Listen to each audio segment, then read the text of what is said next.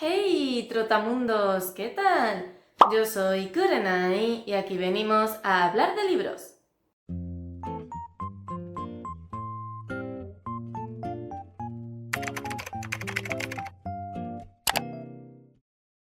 El 23 de abril se celebró el Día del Libro y con ese motivo he querido traeros un vídeo un poco más especial, un vídeo donde os voy a recomendar libros solo y exclusivamente de autoras nacionales. Aunque soy una persona que cuando se va a leer un libro no se fija nunca en quién es el autor, a no ser que sea un autor o autora que me haya leído con anterioridad y me esté leyendo ese libro precisamente porque es un autor que ya conozco, sí que es cierto que haciendo un repaso de mis lecturas me he dado cuenta de que leo bastante poco autor nacional. No por ningún motivo concreto, supongo que al final en mi radar termina sobre todo libros de autores extranjeros y por eso también quiero aportar un poco con este vídeo mi granito de arena para darle más visibilidad a autores y autoras de mi país.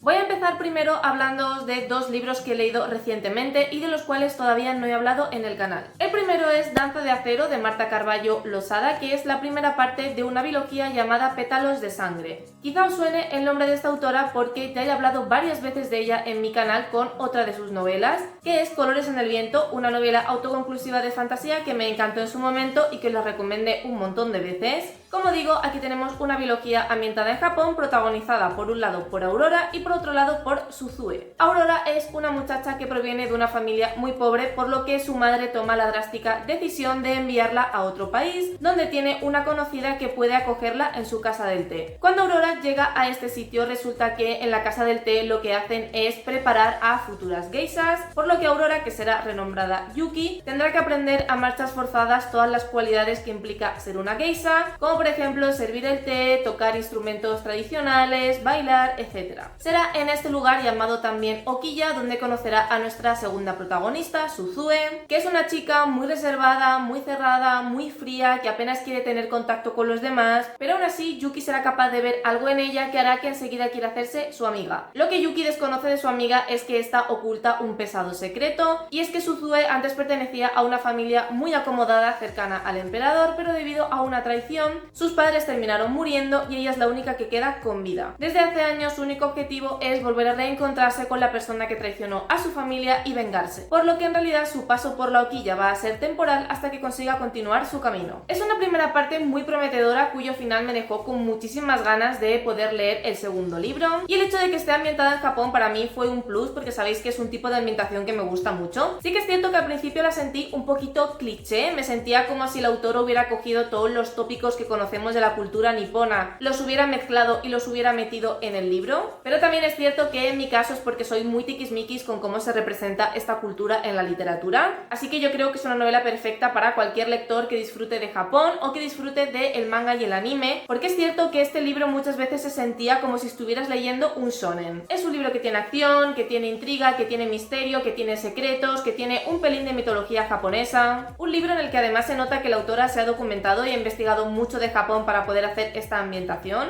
Y un detalle que me ha gustado mucho, que parece una tontería pero yo lo he apreciado y me parece bastante original, es que en este libro las geishas pueden ser tanto hombres o mujeres, porque al fin y al cabo una geisha es una persona de compañía que es muy ducha en todas las artes y que la contratas en principio para que amenice tus veladas, con lo cual en este caso da igual si es hombre o mujer porque lo que importa son sus habilidades. Y esto además es algo que ocurrió en el Japón tradicional. Hoy en día asociamos geisha con mujer, pero antiguamente las primeras geishas fueron hombres. Así que no solamente me pareció muy original, sino que además es históricamente correcto. El segundo libro del que todavía no os he hablado es Una flecha para ella de Andrea Serra. Este es un libro de fantasía autoconclusivo donde tenemos a una sociedad que se divide en dos. Por un lado, los humanos normales y corrientes y por otro lado, los humanos con magia, a los que se les denomina los condenados y que están exiliados, porque los humanos temen a la magia, consideran que son personas muy peligrosas y prefieren tenerlos controlados y utilizarlos como esclavos, dado que, a pesar de lo mucho que repudian su magia, tienen que admitir que es útil para ciertas tareas. El protagonista es Daven, que pertenece a un grupo de resistencia, un grupo que quiere acabar con esta tiranía de los humanos que no tienen magia y que los condenados por fin sean vistos en igualdad de condiciones. A Daven le encargarán la misión de colarse en la corte de la nueva regente, porque el rey anterior murió y ahora mismo es cuando el pueblo está en una situación mucho más débil porque van a nombrar una nueva regente, con lo cual es la oportunidad perfecta para que Draven, o Draven, no sé cómo se pronunciará, se infiltre en la corte, consiga la confianza de la nueva regente y una vez que esté asentado la asesine asesine. No obstante, cuando, vamos a llamarle Draven, consigue pasar todas las pruebas y convertirse en el guardaespaldas personal de la nueva reina, se dará cuenta de que esta nueva regente no es tal y como la pintaban. Al contrario que su padre, ella no es cruel, no es despiadada y no ve a los condenados como si fueran animales y esclavos, sino que los ve como sus iguales. Estas ideas descolocan muchísimo a Draven y le hacen plantearse si su misión debería seguir adelante o si en realidad es una nueva estrategia para posicionarse de una forma distinta como reinante. Pero lo cierto es que cuanto más la conozca, cuanto más tiempo pase con ella, más complicada se hará su misión de asesinarla. Lo que más me gustó de este libro es que está narrado desde el punto de vista del protagonista masculino, porque normalmente este tipo de novelas de fantasía donde tenemos a una muchacha en una posición de poder que termina siendo protegida por un guardaespaldas o por un guardia con el que eventualmente tendrá una relación romántica, siempre están narradas desde el punto de vista de ella, por lo que a mí me pareció muy refrescante que en este caso fuera al revés, que desde el punto de vista de Draven fuéramos viendo cómo va conociendo a esta futura reina, que por cierto se llama Runa, que se me ha olvidado decirlo, cómo vamos viendo que poco a poco, cuanto más tiempo pasa con ella, más va cambiando su percepción acerca de Runa, y lo más importante, lo que yo más disfruté y el motivo por el que me gustó tanto este libro, vamos viendo cómo es Draven el que se enamora primero de Runa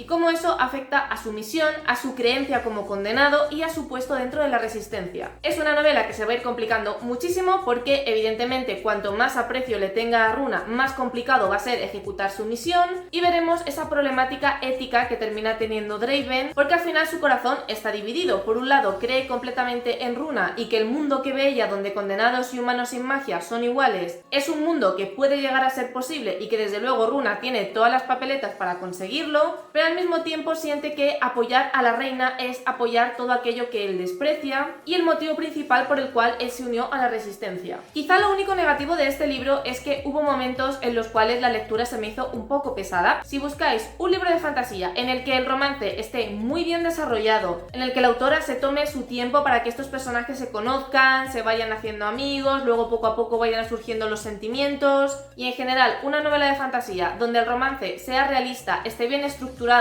tenga sentido y os haga emocionaros, creo que es una novela perfecta. De hecho, casi que se la podría calificar como romantasy, aunque es un término que personalmente no me gusta demasiado, pero bueno, porque tanto la parte del romance como la parte de la fantasía y de la trama tienen mucho peso, y también es una novela perfecta si os gustan las intrigas políticas, porque evidentemente la línea de pensamiento hacia los condenados de Runa es completamente contraria, por lo que Runa no va a ser muy bien vista como futura reina y va a tener sus trapicheos políticos internos. En resumen, es un libro perfecto si buscáis una novela de fantasía con un buen romance, donde además todo se cuenta desde el punto de vista de él y es él quien se enamora primero, y donde tenemos intrigas políticas, tensiones y mucho drama.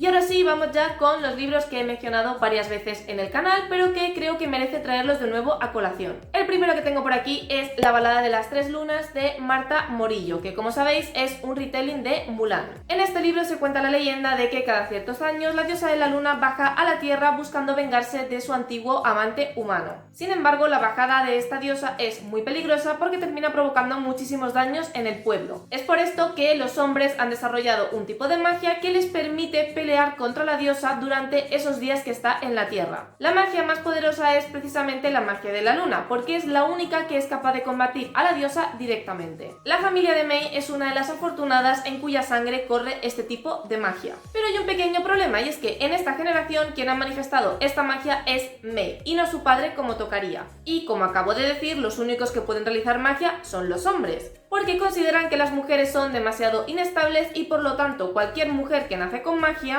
enseguida se la quitan de en medio, tú ya me entiendes. Por lo que Mei está aterrada y no puede confesar que por mucho que su padre siga esperando tener la magia de la luna, eso va a ser imposible porque la tiene ella. Así que cuando desde Palacio envíen una carta reclamando a su padre para que vaya allí para entrenarse para la próxima venida de la luna, Mei toma la decisión de ir ella en su lugar y hacerse pasar por hombre. Cuando llega a Palacio tendrá muchísimas dificultades, no solamente porque tiene que ocultar constantemente que ella en realidad es una mujer, sino porque ella nunca ha sido entrenada en cómo manejar su magia, dado que al no saber nadie de su familia que ella la tiene, pues no le han hablado ni de cómo funciona, ni de cómo tiene que usarla, ni de cuáles son sus reglas, ni de nada. Además, en esta nueva generación, ella es la única persona que ha desarrollado esta magia, por lo que Mei es la única capaz de derrotar a la diosa de la luna. Así que este libro nos va contando cuál es su entrenamiento, cómo tiene que sortear el hecho de que es una mujer para que nadie se entere, y toda la presión que sufre teniendo en cuenta que ella es la única que puede evitar que la luna cause destrozos. Este libro es perfecto si os gusta la película de Disney de Mulan, porque según lo vas leyendo pueden aparecer escenas exactas en tu cabeza. Una cosa que me gustó mucho de este libro es que la autora mezcla muy bien todas esas similitudes con el retelling de Mulan, pero al mismo tiempo es capaz de darle su propia visión, sus propios personajes, su propio desarrollo de la trama, para que no sientas que estás leyendo una copia de la película. Hubo dos cosas que me gustaron muchísimo en este libro. Primero es todas las complicaciones que tiene Mei por ser mujer. Por ejemplo, se habla mucho de la menstruación y cómo cuando Mei está con la regla está mucho más débil en comparación con sus compañeros y aún así ella tiene que rendir el doble. Y en general de todas las dificultades añadidas por las que tiene que pasar simplemente por ser una mujer. Y lo segundo es que su interés amoroso está basado en el muchacho que le gusta a Mulan en la película, cuyo nombre he olvidado. Y durante muchos años se ha teorizado que ese personaje en realidad es Pi, porque empieza a interesarse por Mulan cuando esta todavía está fingiendo ser un hombre. Pues eso es precisamente lo que desarrolla la autora en este libro, porque aquí sí que lo hace bisexual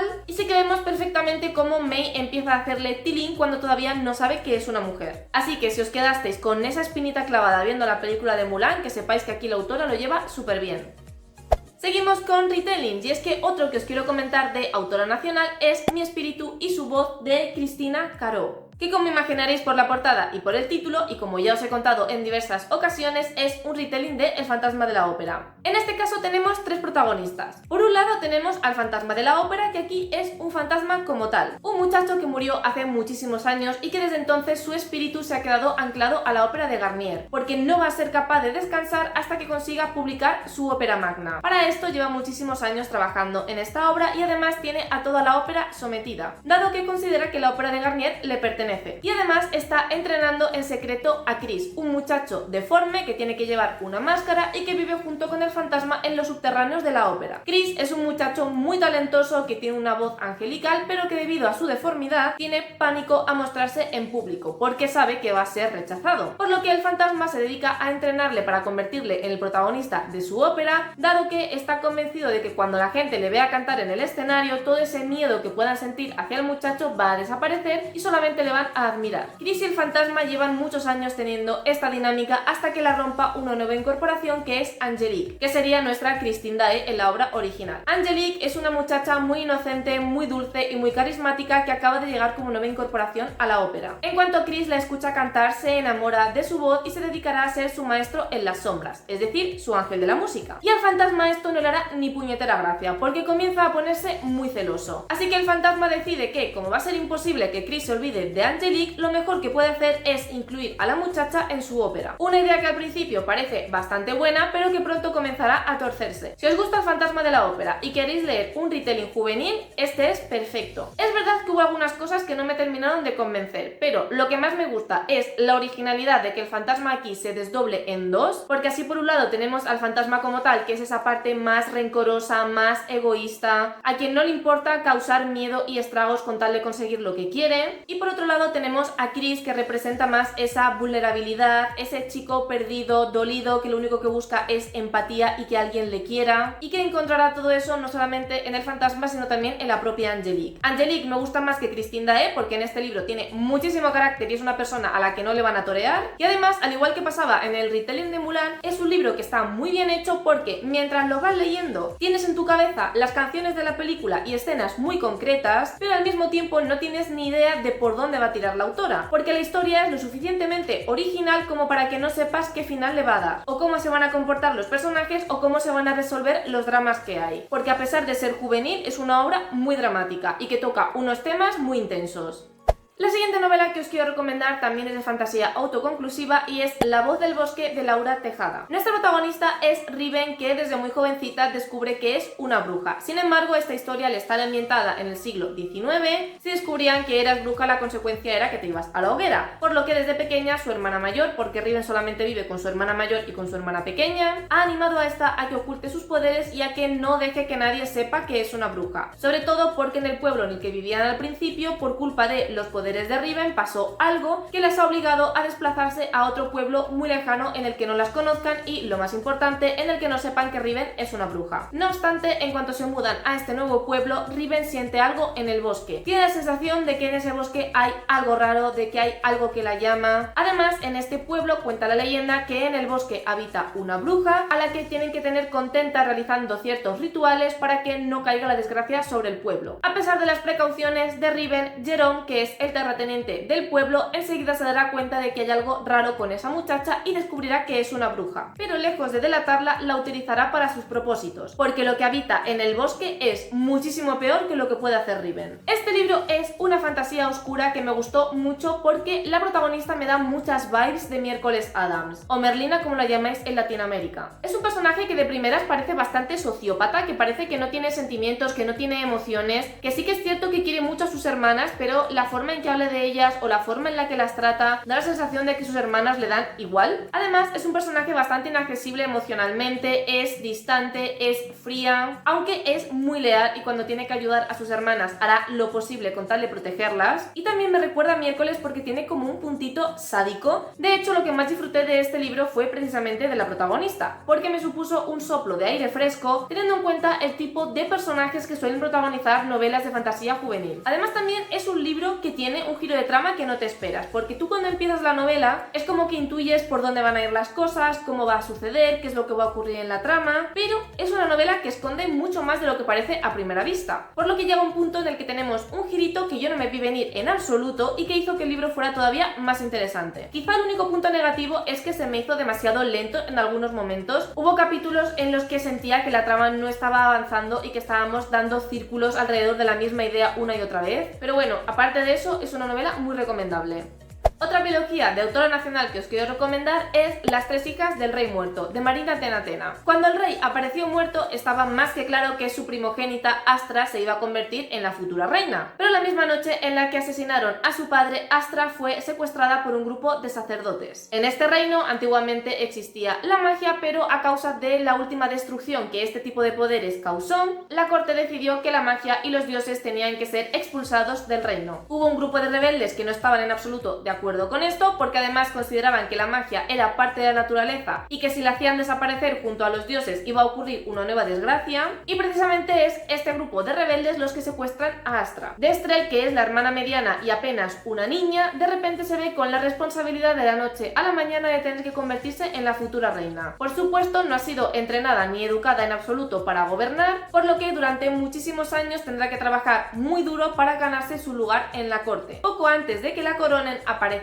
Astra anunciando que está viva, que durante muchísimo tiempo ha estado viviendo con estos sacerdotes que la secuestraron y que ahora, después de tanto tiempo, regresa a su pueblo para reclamar su corona. Y luego tenemos a Cira, que es la hermana menor y es la que peor lo ha pasado de todos, porque en el mismo día perdió a su padre, a su hermana mayor y también a su hermana Destrel, porque desde el momento en el que se dicta que ella tiene que ser la próxima reina, Destrel no puede encargarse de su hermana pequeña debido a todos los compromisos que tiene. Esto hace que Cira crezca con muchísimo rencor hacia su hermana mediana, por lo que cuando Astra regrese para ser reina, Cira no dudará ni un momento. Va a hacer todo lo posible para ayudar a su hermana mayor porque sabe lo mucho que le va a doler a Destrel. Es una biología llena de intrigas políticas, llena de drama, llena de conspiraciones, porque tenemos a tres hermanas que no se llevan bien porque han tenido una vida muy complicada. Por un lado tenemos a Astra, que regresa después de tantos años con una misión muy concreta en mente, una misión que no le puede confesar a nadie porque eso le impediría llegar al trono y convertirse en reina es es fundamental para lo que tiene que hacer. Por otro lado tenemos a Destrel, que por un lado se alegra de saber que su hermana mayor está viva, pero por otro lado siente muchísimo rencor, lógicamente, porque a ella le han arrebatado su infancia y su adolescencia para convertirla deprisa y corriendo en reina, y porque además lleva muchísimos años luchando por ese puesto y peleándose con todas las ratas que hay en la corte para que la vean por fin como una digna sucesora. Y luego tenemos a Cira, que se dedica a estar por ahí puteando a todo el mundo porque esa chavala está hecha de puro veneno y cuyo único objetivo en mente es vengarse de su hermana mediana porque no estuvo a su lado cuando ella más lo necesitaba. Es un libro sobre todo de personajes, no esperéis una biología llena de acción, llena de giros de trama, no. Se centra sobre todo en los personajes y en toda la problemática política que implica la situación en la que están las tres hermanas. Es verdad que me faltó un poco más de desarrollo en la parte mágica porque, a pesar de que es fundamental para ambos libros, sobre todo para el último, me habría gustado que la autora indagara más en este punto, en los dioses, en el tema de la magia, en cómo funciona. Pero bueno, eso también es un punto positivo porque en el caso de que no llamen demasiado las novelas de fantasía, pero si tengáis curiosidad por todo lo que os he contado, es un libro que os podéis leer porque ya digo que la fantasía es bastante superficial. Y ya el último que os quiero recomendar es La isla de los mil tesoros, de Noemí Cambronero y Mireia Gutiérrez, que es la primera parte de, no sé si una biología o una trilogía. Yo sé que actualmente hay 2 libros publicados, pero no sé si hay un tercero o si va a haber un tercero en el futuro. Así que de momento lo dejamos como biología. Entre los piratas existe la leyenda de que hace 100 años los 3 capitanes piratas más poderosos y más ricos del océano juntaron todos sus tesoros y los guardaron en una isla protegida. Una isla a la que no se puede acceder porque está llena de magia y además una isla que no aparece en ningún mapa. Pero Ira, la capitana del cráneo del dragón, está convencida de que eso es algo más que una leyenda, de que esa isla existe de verdad y va a hacer lo posible por ser ella quien la encuentre, por lo que ha reunido a un grupito bastante variopinto de piratas, asegurándoles que si la ayudan en esta travesía y a encontrar esa isla, todos se harán ricos. Algo que me gustó bastante es que este libro está claramente inspirado en partidas de rol, tal y como cuentan las autoras, y se nota muchísimo en la construcción de los personajes, porque es lo mejor de este libro. Si queréis encontrar personajes complejos, profundos, con un buen desarrollo, con muy buena historia, con una personalidad muy marcada y muy característica, desde luego esta es vuestra novela, porque es que las autoras los han diseñado al detalle, hasta el punto en el que te describen cuáles son sus tics o las palabras que más utilizan. Además, el elenco de personajes es muy variado porque todos ellos son criaturas. Por ejemplo, tenemos a personajes que son como mitad humano, mitad lagarto, porque tienen escamas, otros personajes que tienen como la piel muy dura hasta el punto de que parece hueso, tenemos medianos, y al igual que se diferencian mucho en su aspecto físico, también lo hacen en su personalidad, lo que hace que sea un libro muy entretenido porque cada uno de ellos es muy diferente y encajan muy bien entre sí. Tenemos por ejemplo a la capitana Ira, que va de machota, de una tía muy dura, muy hecha pa'lante, con mucho carácter y que parece que no tiene sentimientos pero que luego en el fondo es un cachito de pan, y que en realidad toda esa máscara de intransigencia y de dureza se debe a todas las inseguridades por el hecho de que siente que ha embarcado a un montón de gente hacia una misión imposible. Luego tenemos a Átalos, es que tengo aquí la chuleta porque como para acordarme de los nombres, que es el típico mujeriego seductor que cada tío o tía que le pasa por delante y le resulta atractivo a ella que va detrás, y que aunque parece que tiene cabeza de chorlito y que no tiene los pies en la tierra, es todo lo contrario. Es leal, es fiel y no dudará ni un segundo en sacrificarse por aquellas personas que le importan. En cuanto a la trama, estamos ante la típica historia de aventuras con piratas, es decir, un barco pirata que se dedica a ir por las islas, explorando, viviendo aventuras y demás. Así que si os gustan ese tipo de historias, es un libro perfecto. Es verdad que es una obra que al principio se me hizo un poco lenta porque sentía que la trama como que no terminaba de arrancar, pero una vez que saben cuál es su rumbo y qué es lo que tienen que hacer y empiezan a tener que pasar diferentes pruebas, ahí ya comienza a coger forma la cosa y yo estaba muy enganchada. Otra cosa que me gustó muchísimo es lo bien escrito que está este libro, y que a pesar de estar escrito a 4 manos, no se nota en absoluto quién escribe quién, porque ambas autoras están perfectamente coordinadas y de verdad que tú te lo lees pensando que es un libro que ha escrito una sola persona. Además, también la edición viene con ilustraciones, cosa que se agradece sobre todo a la hora de imaginar cómo son los personajes en tu cabeza, porque es verdad que las autoras te lo describen muy bien, pero al fin y al cabo son personajes que no son humanos y que, por ejemplo, si te dicen que un personaje es un elfo y que otro es un mediano, pues tú enseguida sabes cómo es, pero claro, al estar ante criaturas que creo han sido inventadas por las propias autoras, pues tener ilustraciones informaciones y su ficha técnica donde te dan algunos datos claves, la verdad es que se agradece muchísimo. Y en cuanto al final, lo bueno que tiene este libro es que es un final bastante cerrado. Es verdad que hay muchas incógnitas que no se resuelven y que pues yo imagino se abordarán en la segunda parte, pero es un libro que si te lo quieres leer y ya, y te quieres quedar ahí, es perfecto porque lo que viene siendo el grueso de la trama y lo que realmente quieres conocer según vas leyendo el libro, se queda perfectamente cerrado. Y hasta aquí los libros de autoras nacionales que quería recomendaros para este especial del Día del Libro. Así que nada, contadme cuál de estos libros conocíais, qué libros de los que os he mencionado os gustaría leer o qué libros de autoras y autores de vuestros países os gustaría recomendarme. Recordad que podéis seguirme en mis redes sociales, Twitter, Instagram y el blog, donde voy siendo de una manera mucho más detallada todo lo que leo. Si os ha gustado este vídeo, que os gusta el contenido de mi canal, no os olvidéis de suscribiros. Os recuerdo que hay vídeo todos los domingos a las 6 de la tarde, hora española. Muchísimas gracias por estar un día más conmigo y nos vemos en el próximo vídeo.